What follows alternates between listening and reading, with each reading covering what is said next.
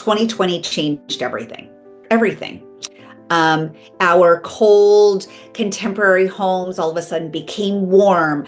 Everybody who was indoors, we gravitated outdoors and realized, uh-oh, our outdoor space is great, but we don't have what we need.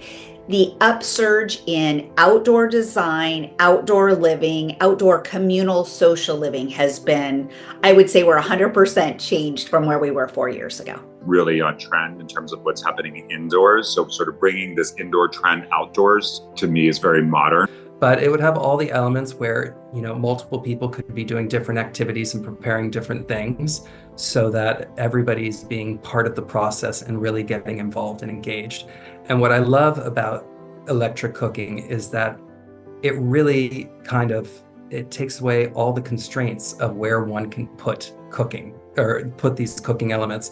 You don't have to worry about the distance of the gas service from the house, which so often you have to be concerned about. You don't have to worry about propane tanks and where they will be stored because they ain't so pretty. It really kind of releases you of so many constraints, which I think is terribly exciting. Consider, like with the space, what's going to draw you to different areas. The kitchen, where this is, the kitchen's always where people go to. And what's, I think, unique here is that this is on the far end of the space. So it's going to draw people all the way to the very back versus just sitting next to the building, which is what typically people do. More of a social space that's 360, that's no longer one-sided. In the old days, you would focus on the chef side and the guest side. That's not what it is any longer. It is a holistic approach to group cooking. Easy. When you have 100 people at a big party, you don't want people to be sort of bottlenecked to get to where there's a bar or, to have, if there's food being served, you want to, kind of figure out how that's going to fit into that type of, environment. So I'm seeing refrigerators and refrigeration put on the guest side so they can get their own drinks. I'm seeing the Evo, this round unit, placed at the end of an island so everybody can access it. Whereas before, things were very linear. So I do think that we are taking a different approach to a more social cooking atmosphere.